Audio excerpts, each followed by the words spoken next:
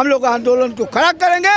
यह 2024 और 25 का चुनाव जो है यह जनता की चुनाव होती है। नीतीश कुमार जो प्रधानमंत्री बनने का सपना देख रहे हैं, उनको प्रधानमंत्री नहीं, मुख्यमंत्री भी नहीं, अब वो कहीं के मंत्री के लायक नहीं रहने देंगे। सिर्फ अनुदान के बदौलत, वो भी अनुदान जो 11 वर्षों से लंबित है, उनको ये साजिश के तहत बंद कर रहे हैं। सरकार यह तानाशाही दिखा रही है कि हम गरीब के बच्चे को पढ़ने नहीं देंगे। बिहार प्रदेश शिक्षक एवं शिक्षकेतर कर्मचारी महासंघ के द्वारा अब सरकार के खिलाफ धरना दिया जा रहा है। पटना के गर्दनी बाग में महासंघ के कई ऐसे शिक्षक हैं जो कर्मचारी हैं जो यहाँ पर धरने पे बैठे हैं, और क्या कुछ मामला है इस मामले को लेकर के बात करते हैं कि आखिर ये लोग धरने पर बैठे हैं और सरकार से क्या इनकी मांगे हैं।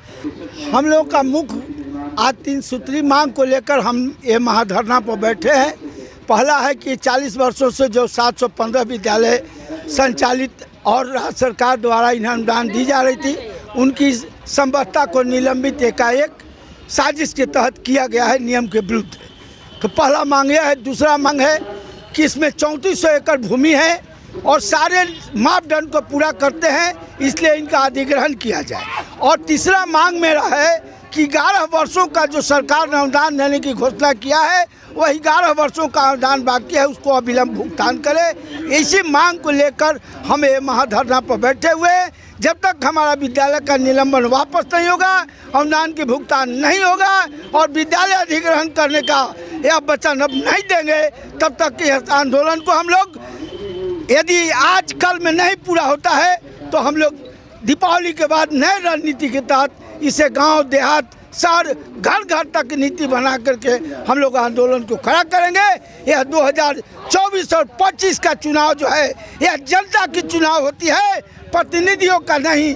हम इन्हें बताएंगे कि हमारा अधिकार क्या है और हमारा कर्तव्य क्या है। इस लड़ाई को हम लड़ेंगे। इसमें 8500 शिक्षक हैं जो पूर्व में जितने भी विद्यालय खुले, जिसको जगन्नाथ मिश्रा ने सबको राजकीयकृत का अधिग्रहण करते हुए राजकीयकृत का दर्जा दिया, लेकिन वर्तमान इससे पीछे की सरकार अधिग्रहण करने का काम बंद कर दिया, धारा 3(3) को बंद कर दिया, जिसके चलते अब हम लोगों का अधिग्रहण नहीं होता है। उसके बाद नीतीश कुमार ने यह घोषणा किए थे 2006 के इलेक्शन में कि हमारी सरकार बनेगी तो इन लोगों को हम निदान करेंगे। अब वास्तव में उन लोगों ने निदान तो किया, लेकिन आधा सुधा किया।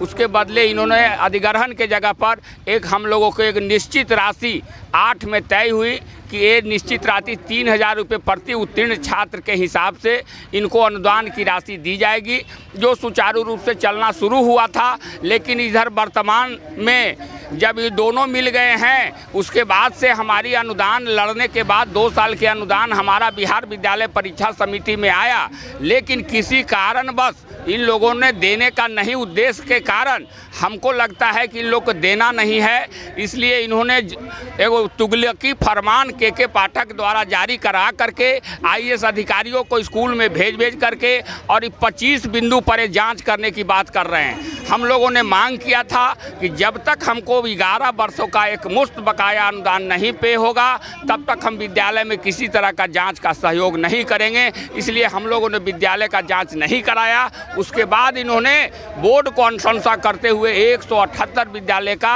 निलंबन किया है, और इसी मांग के लेकर हम लोग आज इस धरना पर बैठे हैं। आज 24 और 25 के इलेक्शन में हर गांव तक घूमेंगे।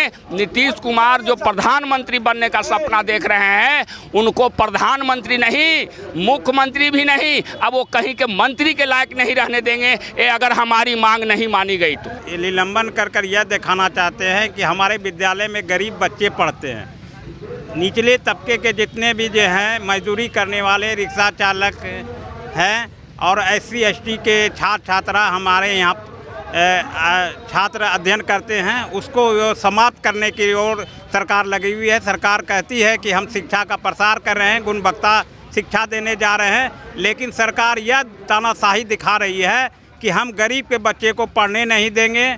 और ये इसमें जितने भी मध्यम वर्ग के लोग के छात्र छात्राएँ आते हैं, उसका नुकसान पहुँचाने में सरकार लगी हुई है। सरकार की मंशा बहुत ही गलती है। बिल्कुल सही, एकदम वंचित किया जा रहा है शिक्षा से। जहां हमारे माननीय मुख्यमंत्री बतलाते हैं कि बेटियां पढ़ाओ बेटी बचाओ, और दूसरी ओर वो विद्यालय जो 40 वर्षों से बिना वेतन के, बिना किसी फंड के, सिर्फ अनुदान के बदौलत, वो भी अनुदान जो 11 वर्षों से लंबित है, उनको ये साजिश के तहत बंद कर रहे हैं।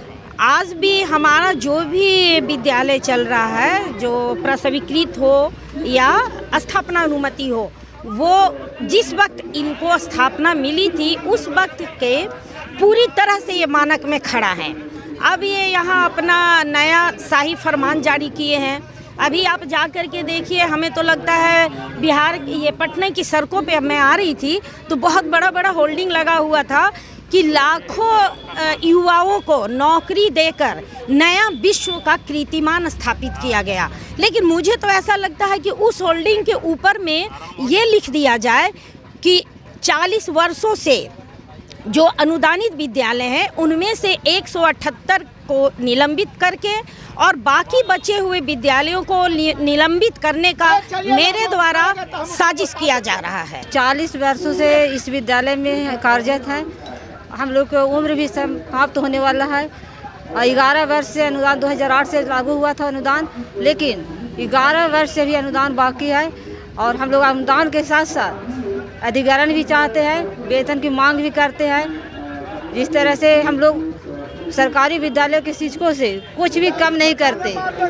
आज हमारे बच्चों विद्यालय में लाखों बच्चों पास हो रहे हैं, टॉपर आ रहे हैं, बिहार टॉपर आ रहे हैं, 10 टॉपर आ रहे हैं।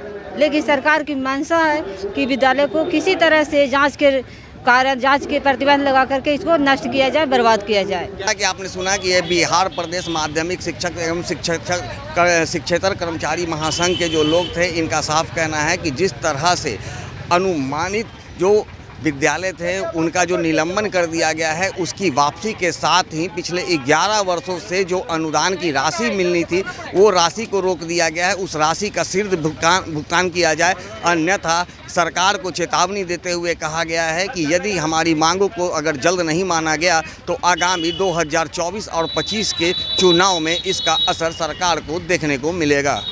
आर्य न्यूज़ के लिए ज्ञानेंद्र की रिपोर्ट।